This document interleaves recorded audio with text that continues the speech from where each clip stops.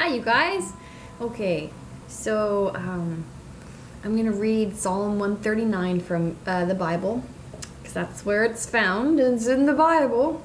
Psalm 139, verse 13. No, I'll start. Where do I want to start? Hold on.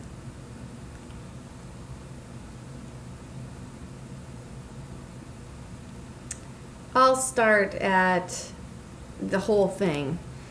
No, I won't. It's too long. It's wonderful, but I'll start at 11, verse 11. If I say, surely the darkness shall cover me. And before I actually go here, I'm going to talk briefly about identity, because I realized this morning that there is an attack being waged right now on identity. And that if you can... have you ever been in like a dispute with a person, and it's like back and forth verbal ping pong, and I hope you never have before, because it's just ick. But if you ever have, then you know that that verbal ping pong, what happens is that you the person that you're having this issue with, they'll first accuse you for what you did, or this, that, the other thing, and it's like a funnel, so it gets narrower and narrower and narrower until all of a sudden the last thing down at this point, they've got really no place left to go except to attack your character. So that's what they do. Now this looks like a heart. I just saw it in there. That's funny. Okay. But they attack your character. Because if they can get you to start believing that what you did, or how you offended them, or how they feel about you in this moment has to do with who you are, then they've got you, because they're going to tear you apart in your belief about yourself, so that you have no confidence to defend yourself, so you lose the argument, so they win. So what they're doing is they're defaming you, they're tearing apart your character and your identity, so that they can win out and be proven right.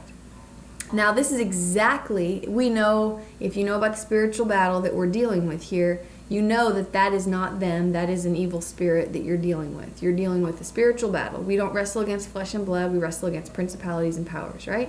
But we all have moments where we are not walking correctly, and so, where's your heart? Where are your words coming from?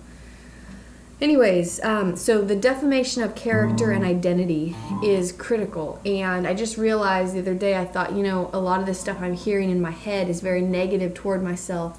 And it's been so normal, such a numbing thing, because I basically have lived with it for years and years and years of self-criticism, criticizing myself, attacking myself. So something's going wrong in my life with a relationship or in something, and all I hear in my head is everything I'm doing wrong, instead of looking at all the good that I'm doing right. And really, what we really lose sight of is that the fact that we're even able to do anything right is because God brought us to a point in our lives where we're able to do something right. Because it says in the Bible that he who has begun the good work in us will continue it until the day of Jesus Christ. In James, it says that God is working in us, giving us, this is really good, what I'm about to say, giving us the desire and the will to do what pleases him. God is working in us, giving us the desire and the will to do what pleases him. God hates evil. He is totally intolerant to evil. He is as intolerant to evil as our lungs are to breathing in water. It doesn't work. So you may love a dolphin. I heard this this speaker on the radio actually, and he was using dolphins as an analogy for what I'm about to say. And he said, look, you may love Flipper, but just because you love Flipper, you can't go underwater and breathe the same water that Flipper is okay to deal with and live in, because your lungs can't handle it. They're not made for it, is what he said. In the same way, God loves us. He loves us. but he's intolerant to evil. So he won't dwell with us. That's why he says, be you holy as I am holy. You shall be holy, for I am holy. You shall breathe oxygen, for I breathe oxygen. You come out from among the midst of them. Touch no unclean thing, you that bear the vessels of the Lord. It's like we don't even realize, but God won't dwell with evil. And it's not because he's rejecting us, he's rejecting the evil. But he sees our hearts, and he's like, I didn't make you bad. Because I heard Graham Cook in a teaching once, he said, was it Graham Cook? I think it was Graham Cook. But someone said, and this is true, when God said, let us make man in our image, he's actually talking about our hearts are made in the image of God. Our character who we are is made in the image of the character of God. So the fruits of the Spirit, right? What we have there is a manifestation of God's personality, his character traits that are supposed to be our character traits because we're made in his image.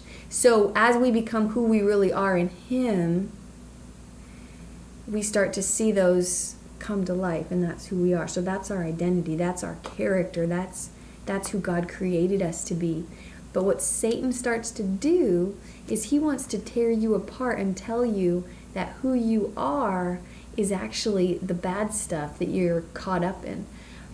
Instead, the truth is that the bad stuff is extra baggage that you need to get, that God is getting rid of in you, so that then the diamond underneath the gunk shines through and the world sees God through you because you're made in his image. You're like a moon, the moon, right? It's just a reflection. It's just the sun, however that works. But you know what I'm saying. We are not made to shine. We shine as God shines through us, but we don't self-shine.